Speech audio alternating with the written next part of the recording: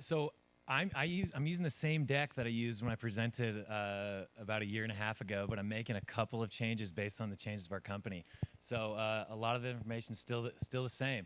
My name's Chase Dalton, and I am the co-founder of Silicon Signs. Last time. Oh, sorry about that. Yeah, is that better? Okay. So my name is Chase Dalton, and I'm a co-founder of Silicon Signs, and we are sign manufacturers and installation company here locally, but we have also transitioned to more of a national sign company, and we ship stuff all over the country now for some large multi-location and franchise companies. My partner James, he's back running the shop. As you can see on that bottom of that slide, I had before that he's a technician and a maven, but he is a manager now. Now that we have 7 or 8 employees now, he runs the shop. I work from home, and I just manage the sales and things like that. Wrong way. These were a few of our clients that we had a year and a half ago. Some of the other bigger clients we've picked up are Crumble Cookies, which has been great. Cut Bop more recently. And that's our focus is those franchise restaurants. We've put some systems into place to help us be able to manage these large multi-state or national accounts and keep things on schedule and with very competitive pricing. So before I focused a lot on design, that we were designers that made signs, and you could see some of these slides reflected that. I've forgot about. I've dropped that. There's not a whole lot of what we do in design. We are all designers, but we focused on our revenue generating activities, which is what we do best, which is creating signs and selling them as fast as we can and doing a good job on that. So our strategy from the beginning, it was just me and James in a basement of an office, and somehow we huffed a printer down there, and that's the only piece of equipment we had. And so our strategy was to outsource everything we could. We wanted to be able to build a larger client base quickly by outsourcing and pushing jobs through quickly. We sacrificed a lot of our profit margins then, but now we're on our way to bringing in our production in house.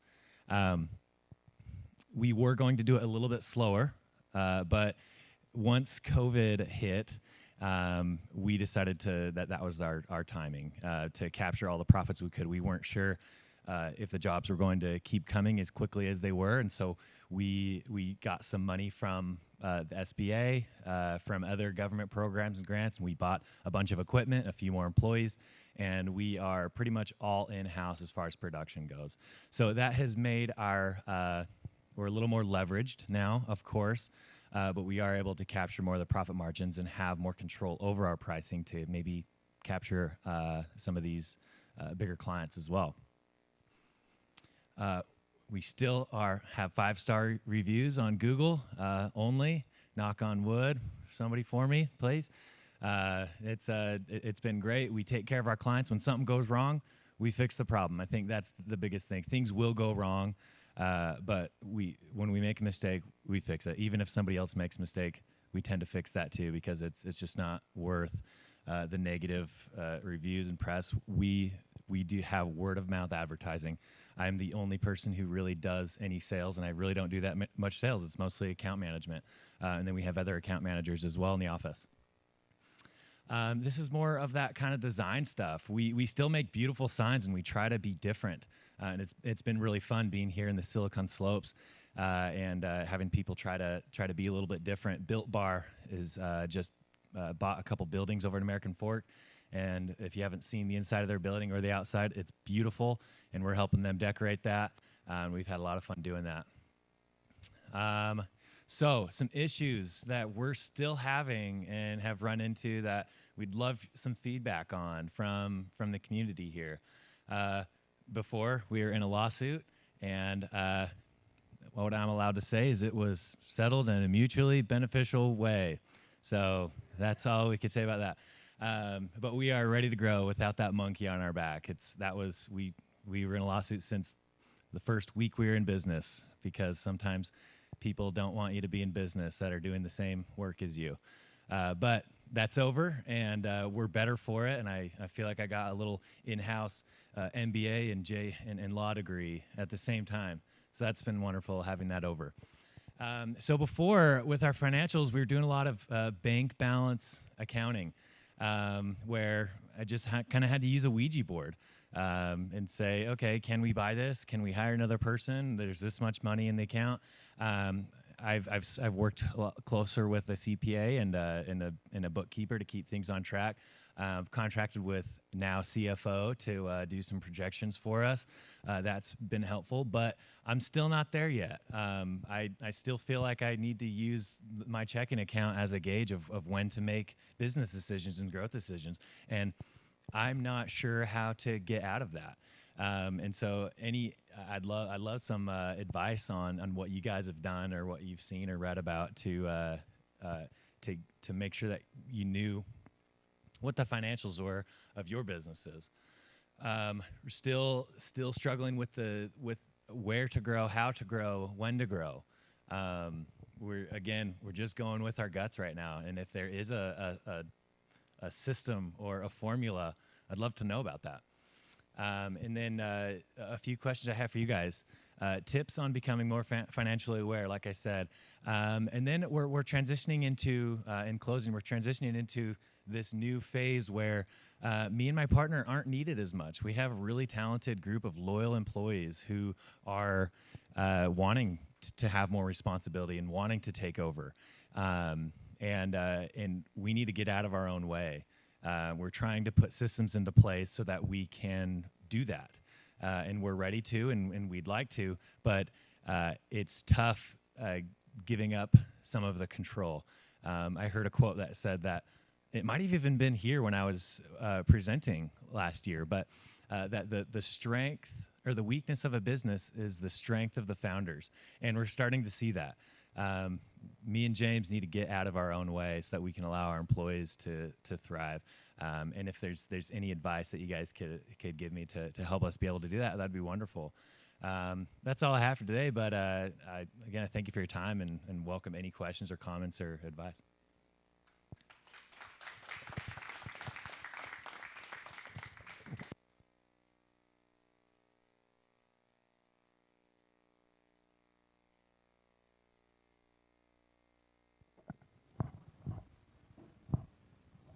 Hey, nice job, Chase.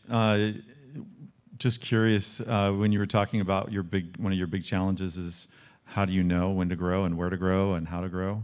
Have you ever considered putting together a financial model that lets you do scenario analysis, and so you can do side-by-side comparisons with those? You know, I'm hoping that with this is a recent thing, contracting with now CFO to do some of that budgeting and modeling. I'm hoping that we can get some of that. But are you saying that there are models that you can kind of predict what would happen if you do this, and what's maybe an example of one of those? Well, this guy sitting over here at this table, Bart Scala. He's one of the co-founders at RevRoad, and he does that for portfolio companies here all day long. So you might want to just talk to him afterwards, because there's a great pattern for doing that would be helpful to you. Well, perfect. Thank you.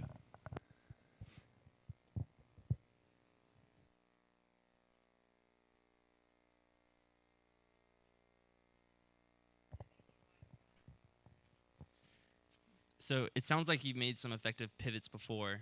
What was the process behind making those pivots, and what kind of pivots do you foresee possibly doing in the future? Pivots, like I mentioned, bringing the production in-house, is that kind of what you're referring to? A lot of it had to do with, did we have the manpower to run it, and we were able to have the capital to buy certain equipment. Because of the pandemic, there's a lot of money that was freed up for small businesses, and as soon as I caught wind of any of that, I applied for everything that there was. We ended up getting the SBA loans that had low interest rate and over 30 years. And, they asked me how much I wanted. I said, as much as you'll give me at 3% interest. I got the maximum there and other grants and PPP loans. And so we're able to use that and roll it into buying equipment. We're at a point right now where we moved into a big shop. We're at in an 8,000 square foot shop now, other than that 1,000 square foot basement office we started in. And we have space to grow, and I feel like we have our executive team. So I think like I said, before the next shift would be to hire more hourly type employees to be able to handle the work and get out of their way and let the executives that we've hired run the business for us. So then James and I can step back and work on the business and do things like this rather than grinding every day doing the technical work.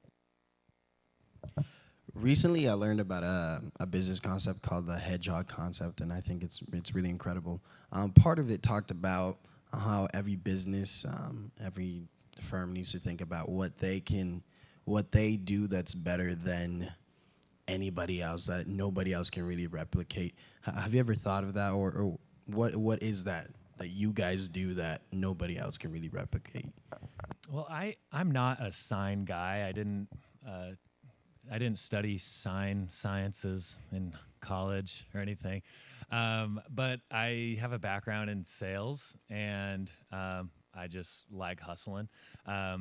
And what I noticed about the sign industry was that it's really hard to get a call back from people. The industry is flooded with technicians, where people that had worked for a sign company before looked at the margins, looked at the costs of the materials, and said, hey, I could buy a Chinese printer and do this better than my boss.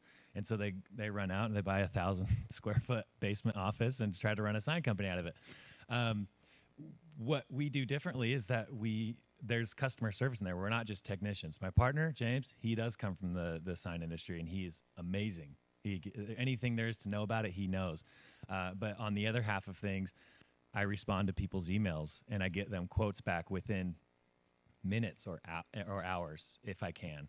And it's amazing what being responsive and having good communication skills does in this industry. I know that's important to every industry and every business, but particularly in an industry that's flooded with a bunch of technicians, customer service ends up standing out heads and shoulders above most of the competition.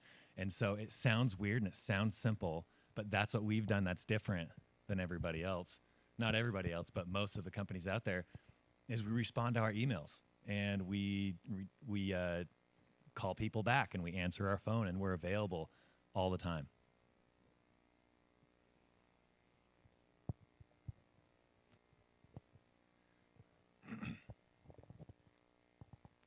Hi. First, I just want to say great presentation. I think you guys are going to do wonderful going forward. I guess the question I had was just digging a little deeper in that same line of question. Thinking about the law of value in business, and what your company's mission is. I came in a little bit late, so I might have missed it, but what would you say is the kind of the main message you're trying to send to your clients and to the people that you want to serve, as opposed to just bringing them good business with signs? What value are you trying to add to their lives aside from that might set you apart from some of your competitors? That's a good question, and it's something I haven't given a lot of thought to, as far as something that goes beyond what we're actually doing. Like, is there some social aspect to it? No. Are we changing people's lives, for the better by creating beautiful signs for them? Hopefully, as a byproduct, hopefully they're bringing more business in the door, but in such a competitive market, as far as not competitive as in low profit margins, but competitive as in everybody has signs. There's no business that doesn't have signs all around their inside and outside of their business. It's hard to really be so different because people have an idea of what they want and they kind of want the best service and the best price. And so that's what we focused on offering them. It's something that I think internally could help us by having a stronger mission, but we've been just sprinting since day one, both to stay alive through the lawsuit and also to bring more business in the door, that we haven't had time to really work on the business. And that was kind of how the end of that of my presentation was. I'd like to work on the business and start asking myself those kinds of questions, and let the employees run the business.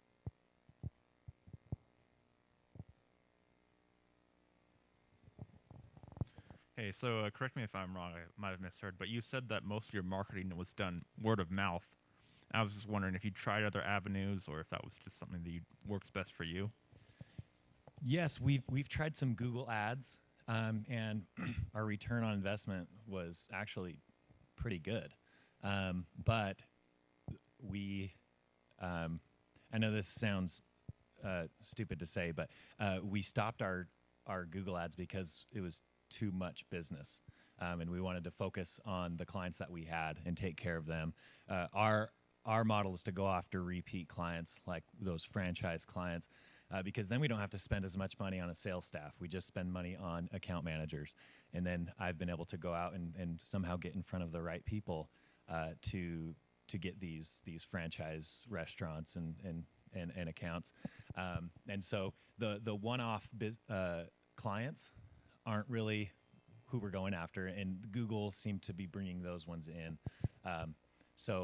Yeah, we have tried that, and we decided it wasn't for us right now. Maybe when we have more people in, or more salesmen, more account managers that can have enough time to handle the one-off things, then we can turn those back on. But we haven't done much more than just take care of the clients we have, and then that's just grown because we've done good work for them.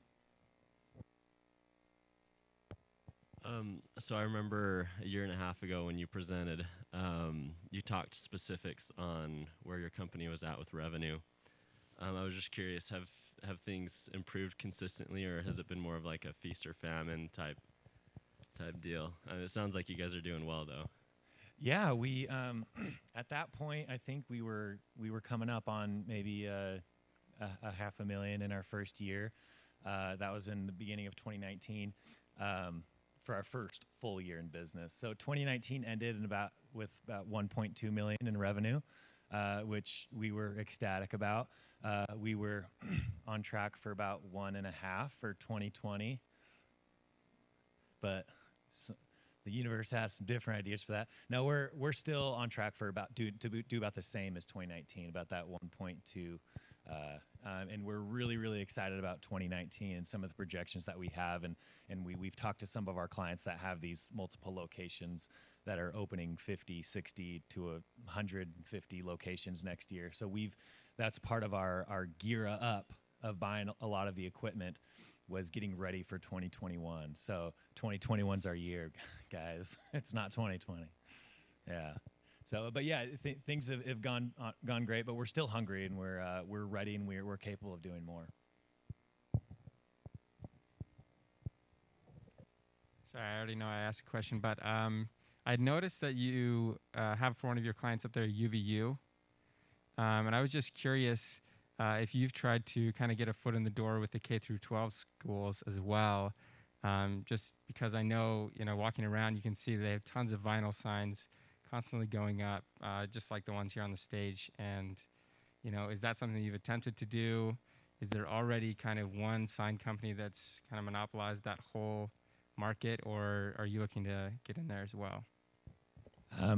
As far as interior signs go, we are the ones who have monopolized that corner of the market for the Alpine School District and Provo School District. We do a ton of work with them, and they are the gift that keeps on giving. It's been amazing. They have budget to spend, both through athletics and other departments at the Alpine School District. But we've done very, very well with the schools, especially through COVID. Once I got in early with a lot of these schools and was able to put together some of these social distancing COVID packages, and kind of lumped all the schools together for a quantity discount, and was able to really clean up with them, and it was pretty good for us. Yeah, the COVID, as far as for the most part, hasn't affected us too much. It's slowed down the growth, but we haven't slowed down our regular workflow, which is we've been really lucky to say. Of course. My feedback is that you've talked about your niche essentially being customer service. You're kind of in red ocean territory with your signs are very competitive, as you said. Probably my main feedback is, as others have discussed, focusing on what makes you unique and carving out something, because as soon as maybe some of the larger competitors start to catch on as to what makes you unique, it might be fairly easy for them to replicate that improved customer service. So you'll want to probably be thinking as you strategize a step ahead. What can we do to remain unique? Something that would require our competitors to invest significantly, and will already be a step ahead. So maybe you make the process. You've already improved it by getting back to people, but maybe you make the process even easier through technology and apps and website, self-guided, something like that, to sort of always be a step ahead. Yeah, that's a really good idea and great feedback. Thank you.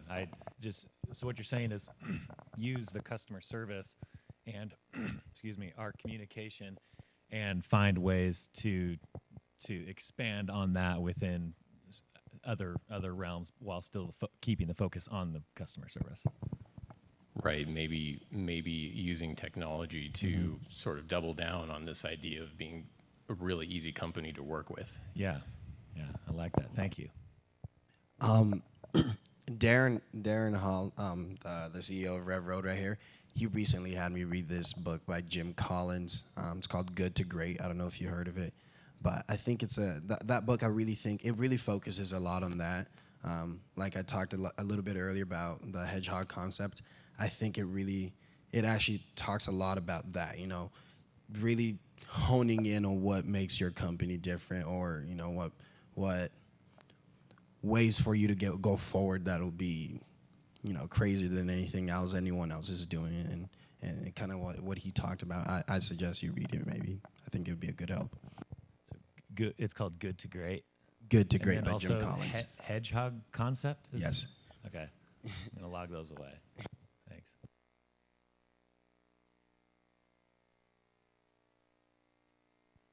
All right. One last question for you, and I guess in a way we've already done it. We've addressed it a little bit, but what can the 1MC community do for you?